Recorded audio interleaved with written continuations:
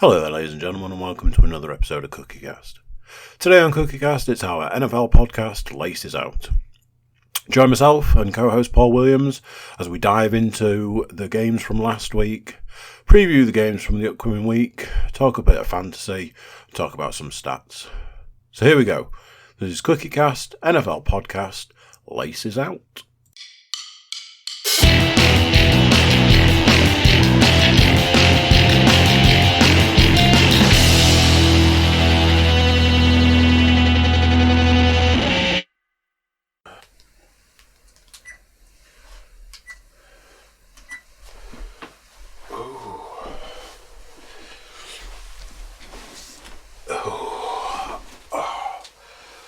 Getting a bit of a theme, this.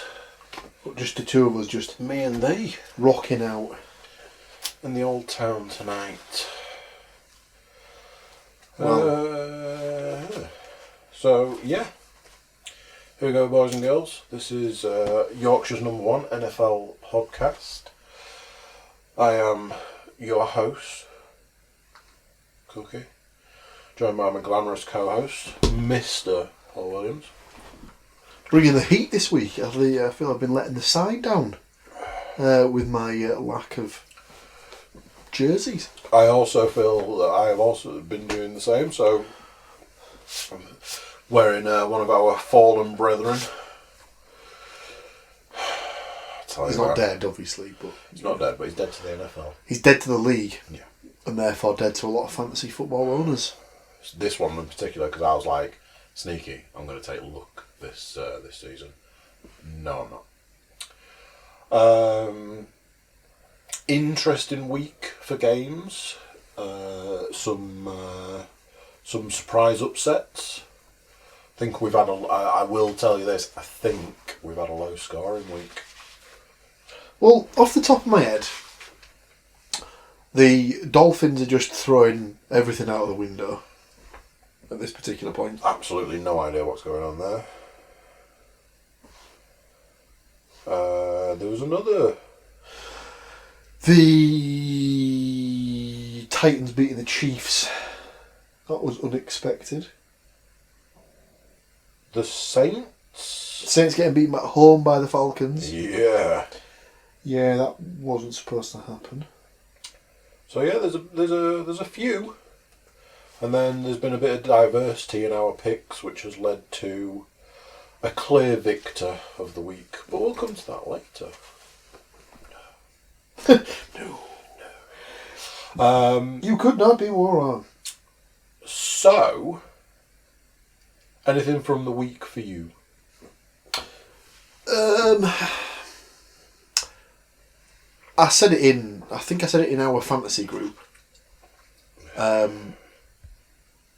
Lamar Jackson is just absolutely legit. Now then. It could, if things go right, that him and Mahomes could be the new Brady Manning. So, I think I've missed a trick here, because I've seen a stat in the last few days that I don't think is in the stats. Which is? Lamar Jackson has gone into the records with 2 back-to-back games with perfect passer rating. He ties Tom Brady. And his additional stat for that, his has been done in the same season. So he's getting it done. And I believe he himself would say not bad for a running back. Well, that is. I mean, we saw his running back nature. Oh God, that first touchdown. That swivel. That was a thing of beauty. Yeah. Wasn't he didn't finish it with the same flair as he did the week before against the Pats, but yeah. It was still beautiful to watch. But they're saying like that was probably the play of the week, yeah. Spin move and stuff. We were talking about how there was a lot of this weekend's game. There was a lot of the catches where they're just in bounds, like the 2 feet dragging. The toe taps and stuff. And they were saying, like, you know, yeah. teams are practicing that because it's a thing. Michael Thomas especially got one.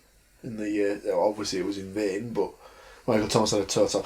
I think it's just, like you say, it's part of it'll be part of the training regime now, where they'll basically sort of, the quarterback will try and throw passes to the guy literally as far out as they can get him, to get him used to sort of trying to do the toe tap and stuff like that, because and they say basically, like, I think I can't think who it was that said it when I was watching a game once, but they were like, if anything, you basically want to sort of, as soon as you've got control of the ball, you basically just want to go limp in the bottom half of your body, because you basically want your feet to hit the deck as quickly as possible. Yeah. So it's not a case of trying to get your feet down; it's just a case of just let go, like not on the ball, obviously, but if you can just sort of like, just let the bottom half of your body just go like get to sleep. as quick as possible. It'll basically just drop like a stone. But it's just phenomenal athleticism and stuff like that, isn't it? But it's just par for the course in the league, really. Two sort of alternate things. One is obviously the biggest news of the week is probably the 49ers taking their first loss of the season in overtime to the Seahawks.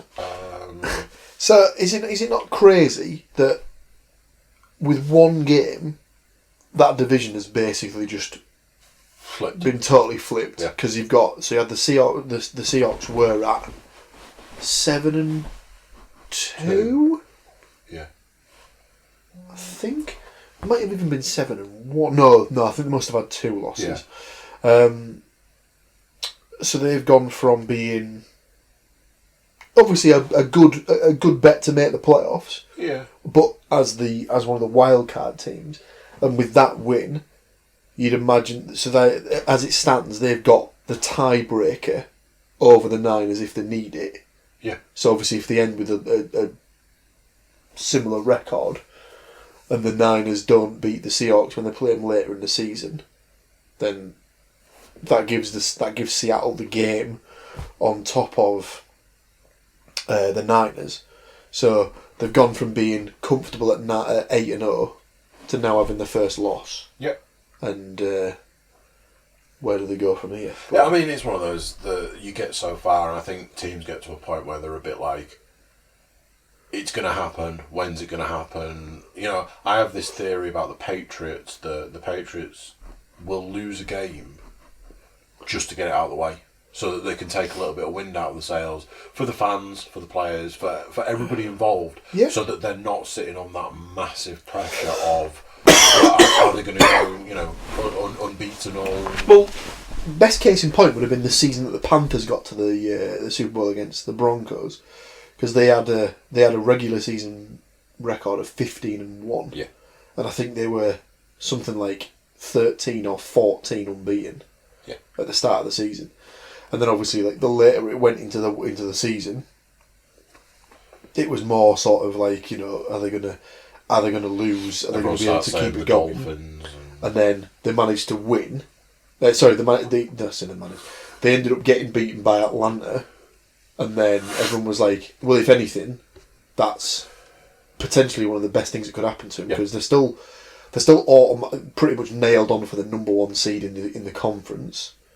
But they don't have that sort of like monkey on the back of, we can't afford to like lose. Well, not that can't afford, but like, are we gonna go undefeated and stuff like that? Whereas like they didn't have to worry about that past a certain point. So the other thing, and this is like a complete contrast, but a funny sort of video has emerged of Dak Prescott's pre-game. I saw something about this dance. I saw something about this in passing, but I haven't actually seen the video yet, so I don't really know what it is that I'm supposed to be watching. So he's out on the field, but he's in his sweats, earphones on, and he's doing like this. It's essentially a dance. Like, basically, the video has been used multiple times and various different bits of music have been put to it, and it's just him going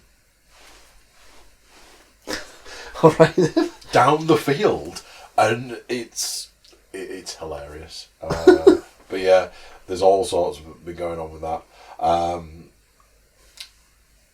Talking of the week in question, I mean, have you got anything else that stands out Not that I can think of that I watched and was like, oh my god, that's incredible. It was one of those weeks where when I was looking through the games, it was like there was a lot of dross games. The best game of the week was the last game of the week. But in a weird way, there was a lot of dross games, but the Giants-Jets game ended up being incredible. Yeah. And it was just back and forth. Mainly Anna had a thing where we were sort of in an hour about actually watching the games. And then we were like, oh, should we watch some of the games? And then like do other things. And then it was a situation where we were up here, and obviously you know what the internet's like in here.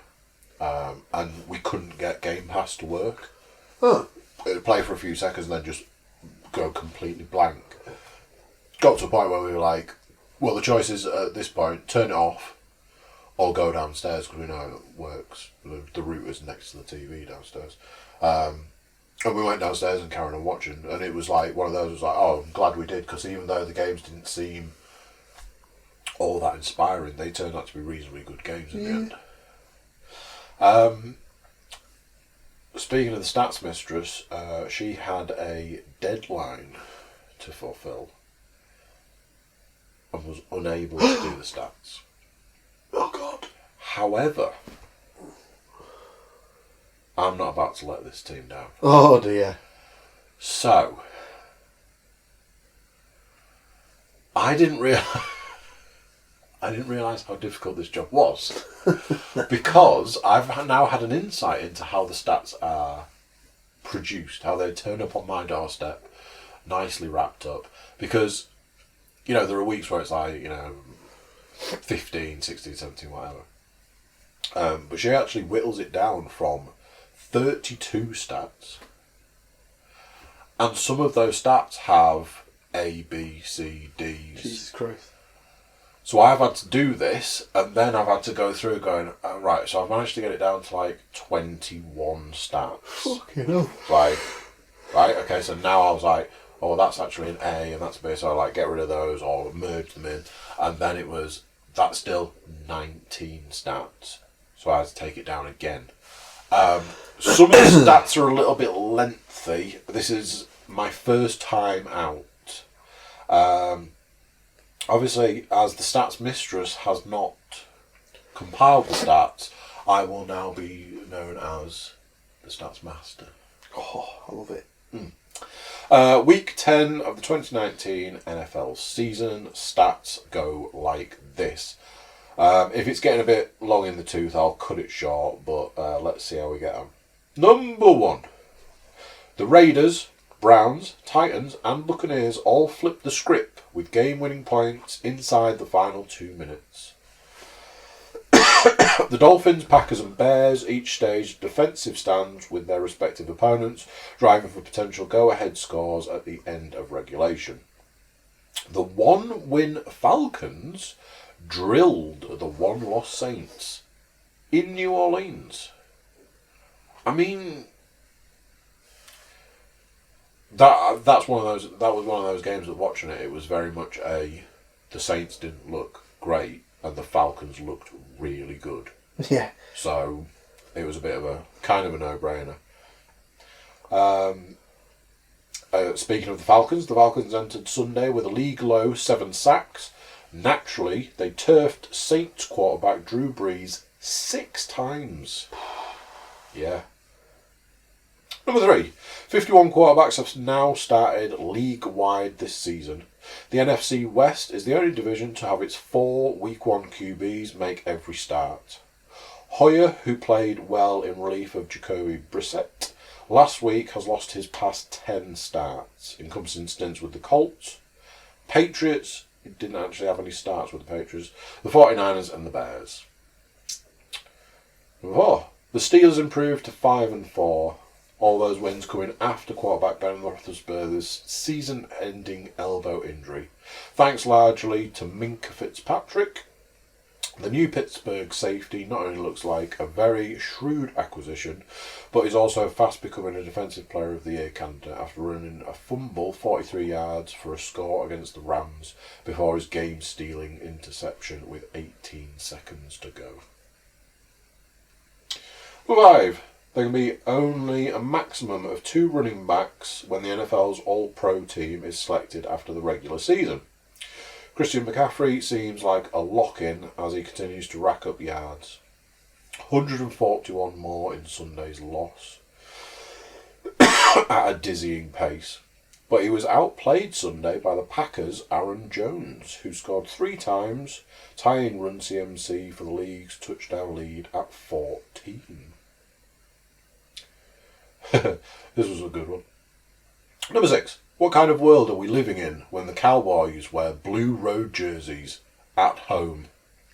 Thanksgiving, maybe? Let's not consider the MVP to Seattle's Russell Wilson a fait accompli. Ravens quarterback Lamar Jackson has fully inserted himself into the debate, accounting for 4 touchdowns for the league's top scoring offense in Sunday's 49-13 win at Cincinnati. Jackson also posted a perfect passer rating, 15 for 17, 223 yards, 3 touchdowns, for the second time this season, making him only the second player, Roethlisberger in 2007, to do it twice in 1 year. Jackson also posted 65 rushing yards, including a 47-yard touchdown run. He's now on pace for 1,284 yards on the ground, a figure that would shatter Michael Vick's single-season record for a quarterback, 1,039. Number 8. If you'd known beforehand that reigning MVP Patrick Mahomes would throw for 446 yards and 3 scores following his 2-game absence with a knee injury, you likely would have thought the Chiefs would have the AFC West nearly wrapped up and he'd be back on the MVP shortlist. Alas, they lost 4 of 6 and sit only a half game ahead of the Raiders for first place. There's a couple of divisions in the AFC that are wide open. Yeah. Number 9. This was mentioned in our group at the weekend. Did you notice Baltimore's triple Heisman backfield? Yeah, someone had pointed that out. Jackson 2016 winner ran the option and pitched to backup quarterback Robert Griffin III, who was a 2011 winner, rather than 2009 winner Mark Ingram for a 9-yard gain. Oh dear. Oh jeez. Getting dry in the old throat there. 10. Jets champions of New York for the 6th time after winning the 14th regular season matchup with the Giants, 34-27. Now this one is... I left this one in for me personally. Number 11. Poor Saquon Barkley. Both leagues. The Giants are limited to a career worse 1 yard on the ground despite 13 carries. There was a podcast that did the roundup on Sunday that said that they'd worked his average. It wasn't yards per carry, meaning he averaged fewer than 3 inches per carry. That is incredible. I'm taking offers. But to be fair, 3 inches, that's like that big. It's at least that, isn't it? So that's that. Every attempt, that's pretty good going for me. Number 12. Former Jets and current Giants, DL. Leonard Williams finished with 3 tackles and 4 hits on Darnold in his first game against his ex-mates. Now Williams gets to embark on his on his second bye of the season. The Jets had theirs in week 4. Must be nice. This is an interesting one. Number 13. Running back Derrick Henry should be a fascinating free agent study this off-season. Assuming the Titans don't tag or extend him, what do you pay a one-dimensional player who tends to have inconsistent production? The bulk of his yards seemingly concentrated into a few games.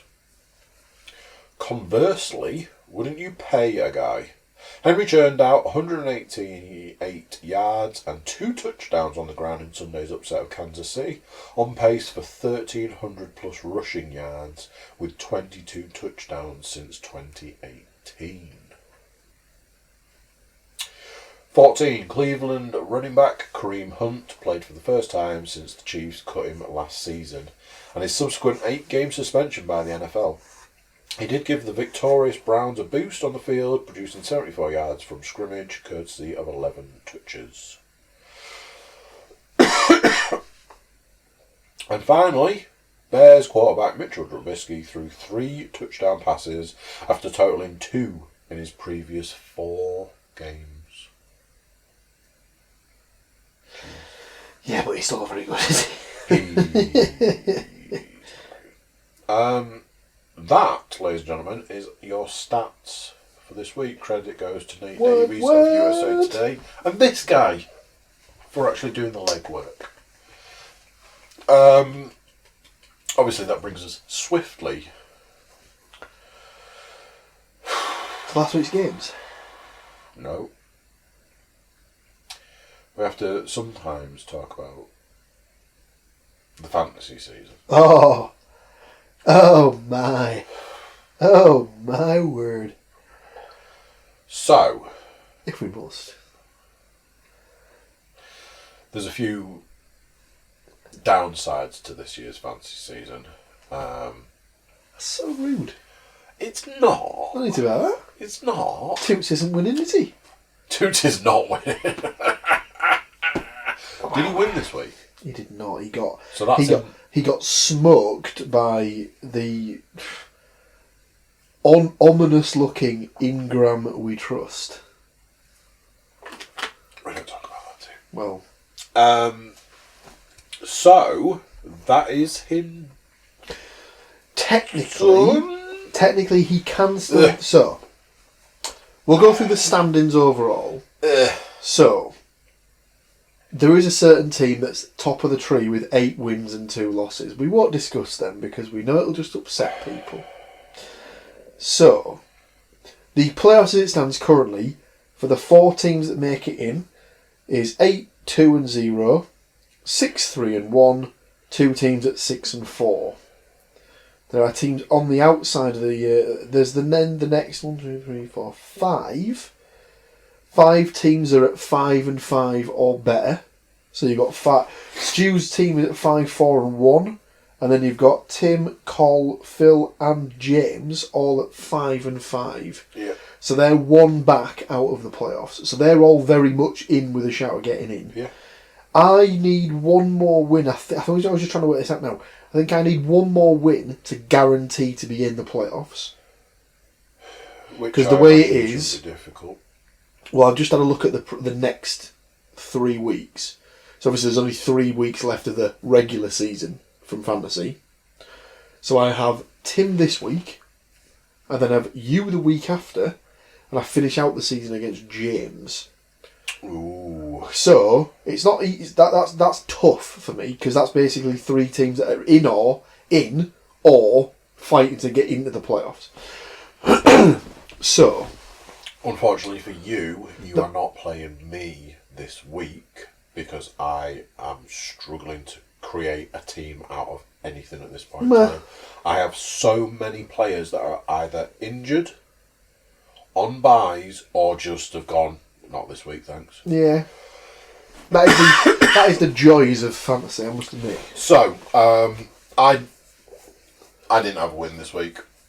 I think going into the last game of the week, I had 1 player left to play it, and I think I was in the 30s. It was a strange week this week. I lost to Philip Walls. I eventually managed to claw my way to 64 points. Philip managed to smash that out of the park with 94. Just looking here though, although you had a win, it's a squeaky bumhole win, isn't it? I did mention earlier the fact that I have, for want of a better phrase, shithoused my way to a win this week. It's one of those very, very fortunate weeks where I have technically scored Let me work this out. 2, 3. I've scored the 5th lowest points. Yeah, I've managed to win. Also, that's not quite as shithousery as the Stats Mistress herself, scoring the 2nd lowest total of the week and beating Colin. The lowest of the week. So, my game with Rob was a strange one because a lot of people just underperforming. So you had David Johnson who had a fumble and 2 yards. Well, look, so it goes to -2. In my game, I have one player who made double digits. That one player who made double digits was Russell Wilson. Russell Wilson, who managed 16 points. Just madness. I did leave Jarvis Landry on the bench. Yeah, that was a mistake, but it wouldn't have changed anything. I think the strangest game, the unfortunate to lose game of the week was obviously Stu. Yeah. Going up against James. Stu posting a very, very respectable 103 points, but just getting shut out by James scoring 4 more. Weird thing is, if he'd have switched his quarterback, he'd have chalked up another draw for the season. Jesus Christ, yeah. Mental. Again, the Stats Mistress seek to win against the most dangerous man in the league, and the most important thing, above everything else, is that Matthew, 2 teams heavy, poor old lad, did have a loss. Not looking like he's going to be defending that trophy that we still don't have. So as it stands, the maximum number of wins basically, Rob is officially the first person to be eliminated from playoff contention. Sorry, Rob. Because the maximum Rob can finish on is 5 and 8, and there's already teams in the playoffs on 6 wins. So, both unmanned Benji Keep and the Oxford Browns, and every Kittle helps, will also be eliminated from playoff contention this week with a loss. It'll be sort of they'll be playing each other. Let's have a look. No, they're not. Okay. Oh, this is playing Colt. Ooh. And the Oxford Browns is playing James. Vaginal Humerus. So, I'm going up against Robert Rafton this week. Projected scores so far. I am projected 37 points. You do have currently. You've got 2 players on bye. 3 players. Devonta Freeman is injured. Mason Crosby kick is also on a bye. So you've got 3 players on a bye. 3 on a bye. And an injured player. Yes. Do you want to just have a little look at my bench and tell me what I can do about that? You can put Matt Brader in. Who is questionable. He'll play, it's fine. Rob is projected 53 points. This is the problem. With pretty much the same. Rob has a similar issue that he's got 3 players on bye. He obviously didn't realise that Kittle wasn't fit because he had him playing yesterday. Do you know the irony in this? In our other league, me and Rob played this week. Right. I also had a loss because Rob has the reverse score in our other league. So he's 2 and 8 in the big league. Oh, right. In our league, he's 8 and 2 and he's top of the league. Oh dear. Yeah. So big games coming up. This is going to sort the men from the boys, the weak from the chaff. I will definitely be posting a loss this week, so that'll be nice. This is the time of the season though where fantasy becomes a bit shit because the teams that are up there will start to rest players they need for the playoffs. So it's where this is where you have to start thinking a bit out of the box. So you have to go for either dropping your stars in favour of players from other teams who might get more of a chance, or picking up the backups from the teams that have got the bigger stars. Yeah. to get the points from when they sit. So, especially for teams that are heading towards the playoffs, which, touch wood, I will be. Yours is a done deal at this point. I won't go that far. I could spectacularly balls it up and end up on 8-5, and just be clinging on with my fingertips, hot nut. So that is the fantasy for this week. It is. That brings us to discussing our predictions for last week's games. As I said earlier, low scoring week, really low scoring week. So 6 teams were on bye last week, so there must have only been 10 games to pick. 13. 13 games? Oh. Yeah, 6 teams only makes 3 games. Ignore me.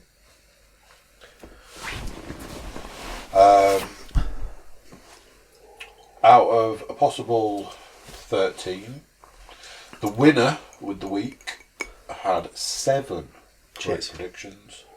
The other 2 losers had 4. Cheers. Yes, as correctly pointed out by Mr. Williams, he did manage to take 7 points for a win. Cheers. Some bust games where everybody went for the Saints, everybody went for the Colts. Everybody went for the Rams. Yeah. Who was playing the Dolphins? I can't even think off the top of my head. It was the Colts were playing. Oh, yeah. Yes, it was. This brings us to this week's games. Starting with a bit of a doozy in. Is it in Pittsburgh? I think it might be in Cleveland. I think it might be in Cleveland. The way it's written would suggest it's in Cleveland. Yet again, we have a guest prediction. Unfortunately, she's not here to give them in person. No, it is. She's provided Stats Mistress has provided her behind the scenes. We will get some guests on at some point. They do love you, Pokes. It's just scheduling conflict. It's a low point of the season. She has sent us her predictions, and I have noted them down. Some interesting picks. So it's just me and thee to give ours. First game of the week. Steelers at Browns. Steelers at Browns. Tasty little game. Yeah. Always comes down to the same thing. If it was Roethlisberger at the helm, it'd be a different story. Yep. Agree. It isn't. But the Browns haven't looked amazing. They haven't, but they've got a new weapon in their offence now that Kareem Hunt's finished his suspension. Yep. So we got a little bit of a glimpse of him this Sunday. Yeah. I imagine he will potentially split the time with Nick Chubb a little bit more this coming Thursday. I've got him in the league, so I have to weigh up whether he's going to get enough touches to be relevant in fantasy now. Yeah. But earlier in the week, someone had said something along I don't know which Cleveland player it was, but they said it's not unfeasible for us to go 10-6, and it was like, that is bold. That is bold, considering they've already got 6 losses. I'm picking Cleveland in this one because I think the home advantage, and obviously it's the fact that it's a direct rival, so it's a divisional game. Yeah, will count for something in this, and I think the dog pound, so to speak, is going to get them over the line. The Stats Mistress doesn't agree. What a bitch! But the Stats Master does. So I'm also going Browns. Stats Maestro. Brings us to Texans Ravens. I mean, do you know what? Don't know about the rest of the games of this week, but game of the week for me. You reckon? 2 very good quarterbacks going up against each other. Both mobile. Yeah. I would look at the rest of the team for the. You got Hopkins. You got Hopkins there for the Texans. Carlos Hyde's not been a bad running back this season. No, which is always nice to see. Me and the stats mistress are all over the Ravens. Oh, I'm absolutely picking the Ravens, but I think it will be a good game. Falcons, Panthers. Before Sunday, I think the majority of people would have said that's a nailed-on Panthers win. However, did the Panthers get beat? Yes. Yeah, they were playing the Packers, didn't they? In Carolina, though,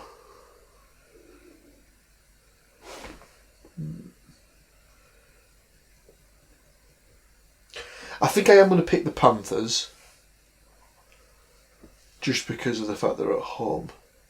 Although the Falcons do seem to play better inside the division for some reason. I'll stick with the Panthers. Stats Mistress has gone with the Falcons. I'm joining you. I think Run CMC is going to be all over that bad boy. Oh, beautiful. The Cowboys versus the Lions. Personally, I just don't think the Cowboys can get it going. We are talking about a Staffordless Lions. I think there's talk that he might be fit again for this coming Sunday. He's got like a fractured back. But it's weird though, because apparently he's had it for years. But they were saying that there was a potential that he was going to suit up anyway on Sunday and just back up the guy who took over, whose name I can't think of off the top of my head. Driscoll. Jeff Driscoll, I think it was. Cowboys for the Stats Mistress. I am going Lions on this. I just can't see the Cowboys getting it together anytime soon. These are the sort of games that if the Cowboys are serious about going further in the playoffs and They deep need in the to win playoffs, it. they should be beating teams like this. So stick me down for a Cowboys win. Okay. The Jaguars versus the Colts. This could be another decent game, to be fair. If Jake Brisket is back playing for the Colts, going up against the returning Nick Foles. Yes. Off the bye. Yeah, so obviously they've had a little bit of time to pick over the bones of the charred remains that was the smouldering loss to the Texans. Yeah. Is it in Jacks? The way it's written would suggest that it'd be in Indy. Another divisional game. Yeah. It's like when in football when they always say for like a local derby, like you know, throw out the form book because it means absolutely nothing. I kind of get the feeling it's the same for these sorts of games in the NFL, divisional games, because you tend to sort of step your game up a little bit when it's like your rivals. Yeah. Put me down for the Colts, but just like it might be a field goal game. Stats Mistress has gone Jaguars. I'm really torn on this one. I imagine that's the stereotypical 50-50 split in Pick'em. I'm going the Jaguars because of the bye and the returning Nick Foles. But to be fair, like the two main Jags like threats obviously was Fournette on the ground and DJ Chark out wide. Yeah. And obviously DJ Chark's had the good rapport with Minshew. So is it going to be a case of he needs to sort of get that rapport going with Foles? But I mean, Foles, because of the way that Foles plays, any decent team works round him. He likes quick passing plays. He likes getting that ball out of his hands fast as humanly possible. And a good team and a good coaching staff works with that. yeah, true. So we will have to see. Bills Dolphins. This is another one where a couple of weeks ago you said it's a nailed-on Bills win. Absolutely. But obviously the Dolphins are a different animal. Maybe a porpoise at this particular I point. honestly don't know what they're doing. They're shafting themselves for their draft pick that they were hoping for. Which doesn't make any sense. Stats Mistress has gone Bills. I think I'm going to go that way as well. Yeah, stick me down for the Bills also. I think that whether the Dolphins are making a comeback or not, the Bills can often be enough to deal with stuff like that. Broncos Vikings. Oh, I don't even need to think Vikings by a considerable amount. For a second there, I was like, "You thinking about this?" As long as the Broncos don't put that ball anywhere near that man's hands, everything will be okay with the world. That's 3 picks for the Vikings there. Saints Buccaneers. I keep overusing this phrase, but if this game was a couple of weeks ago, Yeah. you're absolutely nailed on Saints win. Absolutely. But for some reason, the Saints seem to struggle against teams in their division. The Falcons have done that to them a couple of times over the years, where they've just beaten them when they had no right to, and stuff like that.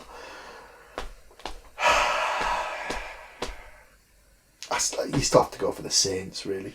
Although there's this. I'm sure there's this stat about Breeze outside. He doesn't do well outdoors. Yeah, I think that comes up quite often. Saints across the board on that one. Speaking of across the board, Jets Redskins. Oh, Jesus I'm going to write the Jets down. Yeah. Stats Mistress has also gone Jets across the board. Cardinals 49ers. Again, don't think we really need to debate that one much. Yeah, Niners. 49ers all the way. I think that could be a good barometer of where their post-season feels. Yeah, how they deal with that loss and how they come back from it and stuff. Bengals Raiders. I'll just write the Raiders down here. Are the Bengals going to be the 0-16 team that everyone assumed the Dolphins were going to be? It's one of those, nobody's overly talking about how badly the Bengals are doing. They're banging on about the Dolphins. I think if you go back to some of the earlier games of the season, I think the Bengals were unfortunate in a couple of the games. I've said before, I find the Bengals to be an unlucky team. I think they are. And I find them to be a bad team. I find them to be unlucky. Here's a good game for you. Patriots, Eagles. Super Bowl repeat. All over again. Everybody's going to be looking for a bit of something in that game. I'm sure there's some sort of stat that's like Belichick and the Patriots off the bye. They've only lost 3 times or something in the entire time he's been there. It's one of those, you'd like to think it would be an interesting game, but I'm putting the Patriots down. That's that really. Stats Mistress agrees. Oh. So, a couple of weeks ago, everyone was raging about the Patriots and stuff like that, saying, they're a world-beating team, blah blah blah. And I said they're going to hit a stretch where they've got tough games. So it started with the Ravens the week before last. Yep. It continues with this one, and I think they're at home to the Cowboys next week. Which I don't think, obviously, a lot of people don't think that's a tough game, so that. But Zeke's tough to defend against. Dak's arm's going well. Amari Cooper's he's a good deep threat and things like that. I think if things go the way I think they might, we could be looking at an 8-3 Patriots team. So stick me down for the Eagles. Interesting. Now then, Bears versus the Rams. No one wants to watch this game. So, this comes all the way back to I was in a position where in my other league, I had to play Jared Goff this week. Yeah. Ouch. His whopping 13 points did not serve him well. It's bad. It's bad for the Rams because they've really regressed. They don't have any first round picks for a couple of seasons. Oh, they don't. So they're drafting in the second round of the draft. They need to be making the best of what they've got, and they don't seem to be doing that. I think there's potentially some cap issues as well, because obviously they've traded for big name players. Yeah. Obviously Jalen Ramsey was the latest one that they traded for earlier this season, but I think they'll just have enough to get back on track. But at this point, they're clinging to the idea they're going to be a number 6, number 5 seed. Yeah. If they get through. You're thinking Rams? I'll take the Rams, but yeah, they're. I think they wouldn't even be a number 5. They're literally hoping to be the last seed in the NFC if they manage to scrape into the playoffs, because they're going to have 2 teams that are going to be above them with a better record. Normally, I would. Stats Mistress agrees with you. Normally, I'd be like, yeah, I think the Rams. Having seen the way the Bears played the other day. Yeah, I'll give them a bit of credit. They played well. They looked awful to start with. Don't trust Trubisky. That's the They problem. looked terrible at the start of the game, and then it was like somebody turned the lights on, and it was like, oh right, yeah, let's get this done. So I've gone with the Bears there. Yeah, just can't trust Trubisky. That's the problem. No. Finishing up. Chiefs, Chargers. Good game on paper in LA, but that doesn't mean anything, because that everyone always says that stadium is basically like, I think it was at the when, to be fair, the Packers went in and obviously got beat, but everyone was saying it was ridiculous that it was a home game and it was pretty much 50-50 Packers and Chargers fans, because they just don't sell that stadium out. Mahomes has had a week of getting back to used to be playing football. He'll have had an extra couple of days to get over any sort of nagging issues he's had from this week. Yeah, I'll go for the Chargers. The Chiefs to return to winning ways. That's the Chiefs across the board. That, ladies and gentlemen, is your Week 11 games predicted by us here at Yorkshire's #1 NFL podcast. That is, to my knowledge, the last of the business, unless you have anything else. I have nothing, Andrew. Then I'll say thank you for joining me. Thanks to the Stats Mistress for sending us her picks. And to you for tuning in. So until next week, laces out, people. Laces out.